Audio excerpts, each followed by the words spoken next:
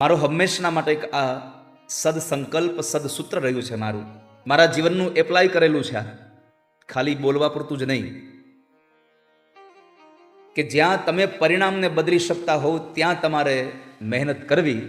તમારાથી પરિણામને બદલવાની તાકાત ન હોય ત્યાં કોઈ દિવસ મહેનત કરવી નહીં. કૃષ્ણ ભારત પાર્થ કે મહાભારત તો વાલા ભક્તજનો અદ્ભુત ગ્રંથ છે. એક એક પાત્રોને જ્યારે આપણી નજર સામે આવે ને, મહાભારતનો એક પણ પાત્ર આપણો સગો નથી, એક પણ વ્યક્તિની સાથે આપણો કોઈ નાતો નથી, છતાં દાદા ભીષ્મનું નામ આવે કાને પડે તો સફેદ કપડા, સફેદ માથું, જેની દાઢી સફેદ, જેની આંખની પાપણો સફેદ, 137 વર્ષનો એ બુઢો યુવાન, એક એક રૂવાડે જેને બાણ વાગ્યા છે, આપણને યાદ આવે. 100 કૌરવો દેખાય, 5 પાંડવો દેખાય, અને વિદ્યાનું પરીક્ષણ થતું હોય. આમ આખી સભા ભરી હોય કુરુ અને પાંડવોની, અને કુરુ અને પાંડવોની એ સભામાં ગુરુ દ્રોણ જ્યારે એક પછી એક વિદ્યાર્થીઓને બોલાવે, અર્જુન આવે, ભીમ આવે, યુધિષ્ઠિર આવે, સૌ વડીલો આમ પોતપોતાના આસનમાં બેઠીને જોવા માટે ઉત્સાહ જાણ્યા છે કે જોઈએ તો ખરા અમારા છોકરાઓમાં કેવી વિદ્યાઓ આવી છે. અને એમાં સૂર્યનો દીકરો કર્ણ આવે, પીળું પિતાંબર પહેર્યું હોય, જાણે એક પોતે સૂર્ય હાલ્યો આવતો હોય, ચાલતો ચાલતો ચાલતો બધાને વંદન કરતો કરતો સૂર્યનો દીકરો કર્ણ આવે. સાહેબ, ખાલી કર્ણ બોલીએ ને તો આપણને ગમે નહીં. કર્ણ માટે એક જ વાક્ય વપરાય રહ્યું, દાનેશ્વરી કર્ણ આવ્યો છે. શું કર્ણની આખી જીવનચર્યા છે. કર્ણ આવે તો આપણને આમ આપણી છાતી ગજગજ ફૂલે.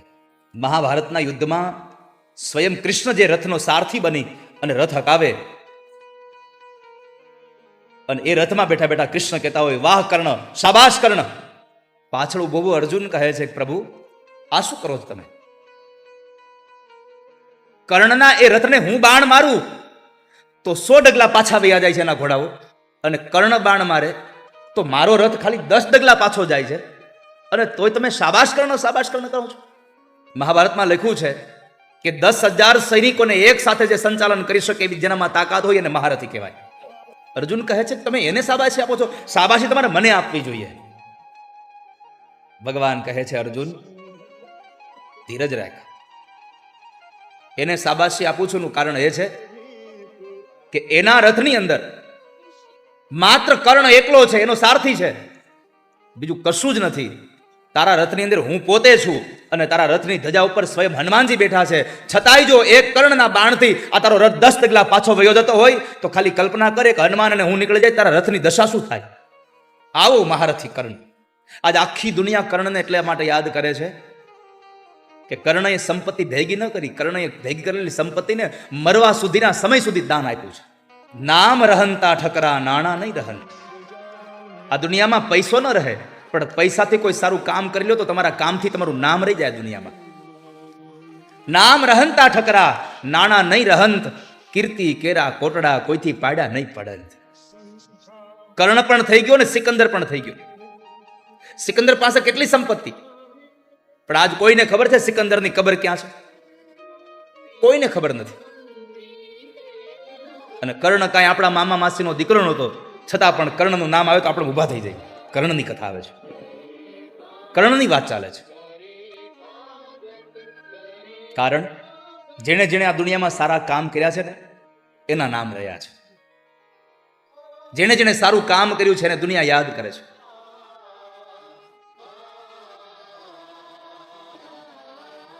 કુરુક્ષેત્રના મેદાનમાં કર્ણ ઘવાયો છે અને પડ્યો છે ધરતી પર. એક બ્રાહ્મણ આવે છે, દાનેશ્વરી કર્ણ, ધરતી પર પડ્યા પડ્યા પ્રણામ કરે છે. પ્રણામ ભૂદેવ, અત્યારે અહીંયા તમે? હા. કેમ? મારી દીકરીના લગ્ન છે અને મારી દીકરીને મારે 2 રતી બહાર સોનું આપવાનું છે. અમારી પાસે સોનું નથી એટલે તમારી પાસે લેવા આવ્યો છું. કર્ણએ બે હાથ જોડી અને સજળ નયને કીધું, બાપજી માફ કરજો, અત્યારે મારી પાસે કશું નથી, હું દેવાને લાયક નથી, અત્યારે મારી પાસે કશું જ નથી. કર્ણ ત્યાં સુધી બોલ્યા છે કે ભૂદેવ, કદાચ આજે મારી પાસે જો મારા કવચ અને કુંડળ હોત તો એ પણ તમને આપી દેત, પણ એ પણ મેં આપી દીધા છે, મને ક્ષમા કરજો. ભૂદેવ એટલું બોલ્યા છે કે કર્ણ પાસે જો મને કઈ ન મળ્યું તો હવે મારે બીજા પાસે ન જવાય. હવે બીજો કોણ આપે? કર્ણ ન આપી શકે તો કોણ આપશે? હવે ભૂદેવ આટલું બોલ્યા કે મારી દીકરી ભલે કુંવારી રહે. કર્ણ પડ્યા પડ્યા બોલ્યા છે, ઉભા રહો બાપજી, એક કામ કરો ને, મારી પાસે અત્યારે બીજું કશું સોનું નથી, પણ મારા મોઢામાં એક દાંત સોનાનો છે. આ કઈ આજકાલના લોકો હોનાનો દાંત નથી કરતા હો. કર્ણ પહેરતો તો હોનાનો દાંત. મારા મોઢામાં એક સોનાનો દાંત છે બાપજી, આ પથ્થર લઈને પથ્થર મારો અને મારો દાંત તોડી અને તમે લેતા જાઓ. બ્રાહ્મણે કહ્યું કે મારે એવું કઈ દુઃખ આપીને મારે દાન નથી જોઈતું, એનાથી મારી દીકરી સુખી ન થાય, નથી જોઈતું મારે. કર્ણએ કહ્યું, બાપજી તમે પથ્થર ન મારો તો કાંઈ નહીં, કામ કરો ને, મારાથી પથ્થર સુધી પહોંચાય નથી, મને પથ્થર તો આપી દો, તમે એક પથ્થર મને આપી દો. બ્રાહ્મણે કહ્યું, પથ્થર આપો તો મેં તારી સેવા કરી કહેવાય, અને સેવામાં બદલામાં તું મને કંઈક આપે એ દાન નો કહેવાય. તારે મને કંઈ આપવું હોય તો તું પથ્થર લઈ લે. ઢસડાતો એ કર્ણ પથ્થર પાસે ગયો, પોતાના હાથથી પથ્થર મોઢામાંથી મારી અને દાંત પાડી, મોઢામાંથી રક્તની ધારાઓ વહી ગઈ. દાંત કાઢી અને ભૂદેવને કીધું, લો બાપજી આ દાંત લેતા જાઓ તમે. બ્રાહ્મણે કહ્યું, તારા લોહીથી ખરડાયેલો આવો અપવિત્ર દાંત મારે ન લઈ જવાય. ખુદા તારી કસોટીની પ્રથા સારી નથી હોતી, જે હોય છે સારા એની દશા સારી નથી હોતી. ઢસડાતા ધનુષ્ય બાણ સુધી પહોંચીને બ્રાહ્મણને કીધું, ભૂદેવ ઉભા રહેજો, જતા નહીં તમે. પોતાના એ બાણ ઉપર એક તીરને સરસંધાન કરી, મંત્ર ભણી અને કુરુક્ષેત્રના મેદાનમાં માનસી ગંગાને પ્રગટ કરી અને એનાથી પોતાનો દાંત ધોઈ પવિત્ર કરી અને જ્યારે ભૂદેવના હાથમાં આપે ત્યારે ભગવાન ચતુર્ભુજ નારાયણ પ્રગટ થયા. ધન્ય છે રાજા, ધન્ય છે કર્ણ તારા દાનને. આવું દાન કર્ણએ કર્યું છે એટલે આટલી મોટી વ્યાસપીઠ, આ વિચારપીઠ વારે વારે કર્ણને યાદ કરે છે. બાકી જેને આપ્યું નથી એને કોઈ યાદ નથી કરતું, દીકરાય નથી કરતા, બીજા તો શું કરે? આપણે એવી કહેવત છે કે ઘર બાળીને તીર્થ ન કરાય, ઘર બાળીને તીર્થ ન કરાય. કર્ણએ કર્યું છે. બ્રાહ્મણે પોતાની પત્નીને અગ્નિ સંસ્કાર માટે ચંદનનું લાકડું જોઈતું હતું. યુધિષ્ઠિર પાસે ગયા. રાજ્યમાં ક્યાંય ચંદન નહોતું એટલે યુધિષ્ઠિરે ના પડી, મહારાજ માફ કરજો પણ મારા રાજ્યમાં ક્યાંય ચંદન નથી, તમે બીજું કાંઈ જોતું હોય તો માંગો. બ્રાહ્મણે કહ્યું કે મારે ત્યાં તો બસ એક જ ઈચ્છા હતી મારે પત્નીની, કે એને ચંદનના લાકડાથી અગ્નિ સંસ્કાર કરવો હતો. એ છે નહીં તો હું શું કામ એને કંઈ કરું? કશું જોતું નથી મારે. કર્ણ પાસે ગયા. કર્ણના સૈનિકોએ જવાબ આપ્યો, મહારાજ આપણા રાજ્યમાં ચંદન નથી અત્યારે. બ્રાહ્મણ ખાલી હાથે જશે?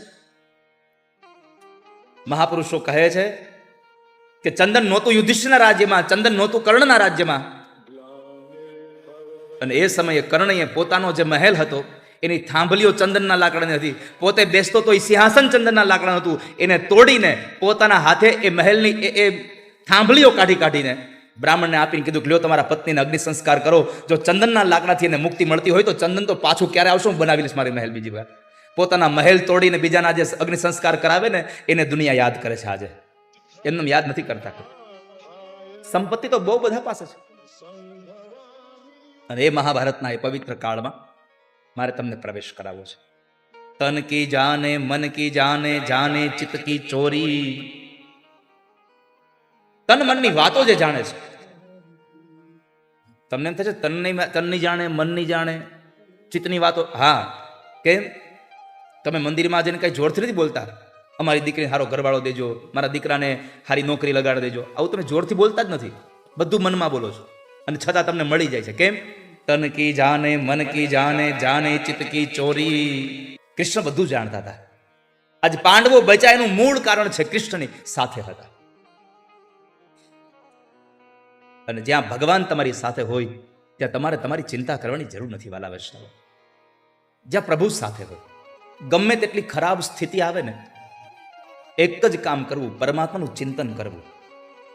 અને જેણે જેણે પરમાત્માનું ચિંતન કર્યું છે એની ખરાબમાં ખરાબ પરિસ્થિતિઓમાં પણ ઠાકોરજીએ માર્ગ ઉઘાડ્યા છે. ગમે ત્યાં ઠાકોરજીએ દરવાજા ખોલ્યા છે. અને તમે પરમાત્માનું ચિંતન કરશો ને તો તમારી ચિંતા ઠાકોરજી કરશે. દાદા ભીષ્મએ પ્રતિજ્ઞા કરી. દુર્યોધને મેણું માર્યું હતું, દાદા તમે મારા પક્ષમાં રહો છો, પણ તમે હિત તો પાંડવોનું જ ઈચ્છો છો. અને વાત સાચી છે. દાદા ભીષ્મએ સ્વયં ભગવાન કૃષ્ણને કહ્યું છે. ભગવાને કહ્યું કે દાદા તમે સામા પક્ષમાં રહી અને પાંડવો પર તમે તમારા બાણ ચડાવ્યા. તમને વાલા છે પાંડવો, છતાં તમે પાંડવો પર બાણ ચડાવ્યા. ત્યારે દાદા ભીષ્મએ કહ્યું, પ્રભુ તમને તો ખબર છે કે મારું એક એક બાણ ચડતું હતું, મારા મોઢામાંથી નીકળતું હતું, જયોસ્તુ પાંડવાનામ, જયોસ્તુ પાંડવાનામ, જયોસ્તુ પાંડવાનામ. મારું બાણ પાંડવોના વિજય માટે નીકળતું. દાદા ભીષ્મે પ્રતિજ્ઞા કરી કે કાલ સાંજનો સૂર્ય અસ્ત થાય એના પહેલા પાંડવોને મારી નાખું. પાંડવો ન મરે તો છેલ્લી બાકી એક અર્જુનને તો મારી જ નાખું. આવી પ્રતિજ્ઞા દાદા ભીષ્મે કરી. આપ સમજી શકો બધા કે મોટો માણસ આવી પ્રતિજ્ઞા લઈને બેસે, હઠ લઈને બેસી જાય કે ના આમ જ કરવાનું છે, હવે તો પછી બીજા બધાની સ્થિતિ શું થાય? દાદા ભીષ્મએ પ્રતિજ્ઞા કરી કે કાલ પાંડવોને મારી નાખીશ, નહીં તો અર્જુનને મારી નાખું. સાંજનું યુદ્ધ સમાપન થયું. સૌ પોતપોતાની છાવણીમાં ગયા. રાત્રિના 12 વાગ્યા પછી અડધી રાત્રે ભગવાન કૃષ્ણ વિચારે છે, લાવ જોવા તો દે પાંડવોની દશા શું છે. ભગવાન ચાલતા ચાલતા યુધિષ્ઠિરની છાવણીમાં ગયા તો યુધિષ્ઠિર મહારાજ પોતાના તીર કામઠાઓને તૈયાર કરે, પોતાની તલવારોને ઘસી રહ્યા છે. ભગવાને પૂછ્યું કે ધર્મરાજ આ અત્યારે અડધી રાતે શું કરો છો? યુધિષ્ઠિરે કહ્યું કે ભગવાન તમે તો જાણો છો, દાદા ભીષ્મે પ્રતિજ્ઞા કરી છે અને એ પ્રતિજ્ઞાને લઈ અને અર્જુનને મારી નાખવાની પ્રતિજ્ઞા કરી છે. ઊંઘ નથી આવતી, ક્યાંય ચેન નથી પડતું, એટલે મારા હથિયારોને તૈયાર કરીએ છે. ભગવાન કહે છે બહુ સારી વાત છે, તૈયારી કરો. ભગવાન ભીમની છાવણીમાં ગયા. ભગવાન જોયે છે ભીમ આખા શરીરે પરસેવાથી લથબથ થયો છે. આખા શરીરમાં પરસેવો પરસેવો, અને પોતાની ગદાને લઈ અને પોતાના ગદાના એ દાવને તૈયાર કરી રહ્યો છે. ભગવાને પૂછ્યું કે ભીમસેન અત્યારે શું છે? મજલે ભૈયા આ શું છે અત્યારે રાત્રે? હા પ્રભુ, તમને ખબર છે કે દાદા ભીષ્મે પ્રતિજ્ઞા કરી છે અને એ દાદાના શબ્દો કાનમાં ગુંજ્યા કરે છે, ઊંઘ નથી આવતી. ભગવાને કહ્યું તૈયારી કરો. નકુલ ને સહદેવ પોતાના તીરકામઠાઓને ઝેર પાતા હતા. ભગવાને એને પૂછ્યું, ભગવાનને એ જ જવાબ મળ્યો, ઊંઘ નથી આવતી. ભગવાનને થયું આ બધાને અર્જુનને મારી નાખવાના છે તો આને ઊંઘ નથી આવતી, અર્જુનની દશા શું છે તો જોવા દે. જેને પોતાને જ મરવાનું છે એની દશા શું છે? પાંડવોની આખી છાવણીમાં એક એક સૈનિકો તૈયારી કરે છે. ભગવાન અર્જુનની છાવણીમાં ગયા. પરમાત્માની આંખો ફાટી ગઈ અર્જુનને જોઈને. આ શું કે અર્જુન પોતાના જમણા હાથનો તકિયો કરીને સૂતા છે, ઘસઘસાટ ઊંઘે છે. ભગવાનને ઉઠાડ્યો, ઉભો થા. ભગવાનને જોઈને પ્રણામ કર્યા. પ્રભુ તમે અત્યારે આ અડધી રાતે? ભગવાને કહ્યું એલા તને ઊંઘ કેમ આવે છે? કેમ? અરે દાદા ભીષ્મએ કાલની પ્રતિજ્ઞા કરી છે કે કાલ સવારથી સાંજ સુધીમાં પાંડવોને મારવા, અને પાંડવો ન મરે તો તને તો મારી જ નાખવો, આવી પ્રતિજ્ઞા કરી છે. અને આ તારા મોટા ભાઈ, તારા નાના ભાઈઓ, તારી આખી સેનાઓ બધા જ ચિંતામાં ગરકાવ થઈને ઊંઘી નથી શકતા, અને તું અહીંયા ઘસઘસાટ ઊંઘે, તને નીંદર કેમ આવે છે? તને ઊંઘ કેમ આવે છે? અને ત્યારે અર્જુન બોલ્યા હતા, પ્રભુ સાંભળો, મને ઊંઘ એટલા માટે આવે છે કે મારી ચિંતા કરવાળો કૃષ્ણ હજી જાગે છે. કે અર્જુન જ્યારે સૂતા હતા ને ત્યારે એના રૂવાડાઓમાંથી અવાજ આવતો હતો, કૃષ્ણ કૃષ્ણ કૃષ્ણ. જે સંસારનો કોઈ જીવાત્મા પ્રભુનું ચિંતન કરે એની દરેક પરિસ્થિતિઓની ચિંતા મારો ઠાકોરજી પોતે કરતો હોય છે.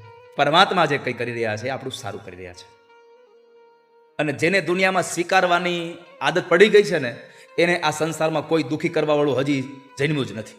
જેને સ્વીકારવાની આદત પડી ગઈ છે, સ્વીકારવું જરૂરી છે.